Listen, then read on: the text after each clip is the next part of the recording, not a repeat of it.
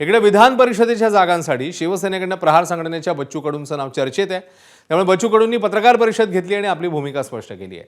शिवसेना प्रवेश आणि विधान परिषद उमेदवारी या संदर्भात अधिकृत घोषणा करणं कडू यांनी टाळलंय। मात्र विलीनीकरणाचे स्पष्ट संकेत त्यांनी दिले। फॉर्म बॅगेत असून विधान परिषद दिली तर एकनाथ शिंदेंचं पाईक म्हणून काम करू, पण आमच्यासाठी दिव्यांग बांधव महत्त्वाचे आहेत असं बच्चू कडू म्हणतात। शिवसेना ही आपल्या मातीतली संघटना आहे। भविष्यात प्रहारचं विलीनीकरण झालं तरी हरकत नाही अशी भूमिका त्यांनी मांडली। शेतमजूर आणि दिव्यांगांसाठी शिंदेंसोबत जायला काय हरकत आहे असं म्हणत शिवसेना विलीनीकरणासाठी किंवा शिवसेनेमध्ये विलीनीकरण पक्षाचं करण्यासाठी आपण अनुकूल आहोत असेच संकेत बच्चू कडू यांनी दिले। आम्ही शिंदे साहेबांना आम्हाला विधान परिषद गेलं, आम्ही त्यांचे पाईक म्हणून राहू, मेहनतीनं काम करू, प्रामाणिकपणे लढू। शिवसेना किती वाढवायची आहे तोही प्रयत्न करू, तो विषय नाही आहे। त्याच्यापेक्षा महत्त्वाचा विषय आहे की आम्ही जेवढं मायबापाने मानतो तेवढंच आम्ही दिव्यांग आणि शेतकरी मजुरांना मानतो।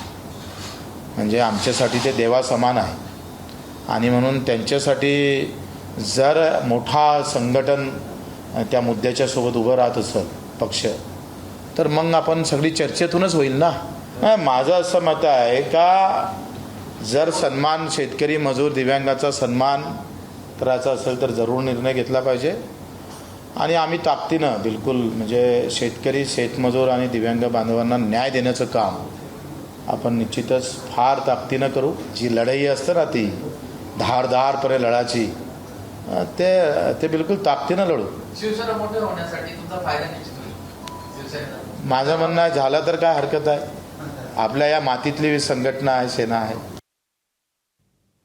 तर बच्चू कडूंच्या या वक्तव्यावर शिवसेनेचे नेते आणि मंत्री उदय सामंत काय म्हणतात तेही पाहूया। मी काय सांगतो की माननीय बच्चूभाऊ कडू हे माझे मित्र आहेत। विधिमंडळात त्यांनी अनेक वर्ष आम्ही एकत्र काम केलेलं आहे। त्याच्या मित्र म्हणून नुसत्या चर्चा होतात, परंतु ती चर्चा ही आमच्या दोघांमधलीच होती। ती चर्चा शिंदे साहेबांबरोबर जर झाली असती तर ठीक आहे, पण ती शिंदे साहेबांबरोबर चर्चा झालेली नाही। आणि मी सुरुवातीलाच सांगितलं की एकनाथ शिंदे साहेब राज्यसभा, विधान परिषद, विधानसभेची उमेदवारी हे सगळे निर्णय माननीय शिंदे साहेब घेत असतात आणि शिंदे साहेब जो निर्णय विधान परिषदेच्या 2 जागांचा घेतील तो आम्हाला मान्य असेल। एबीपी माझा, उघडा डोळे बघा नीट।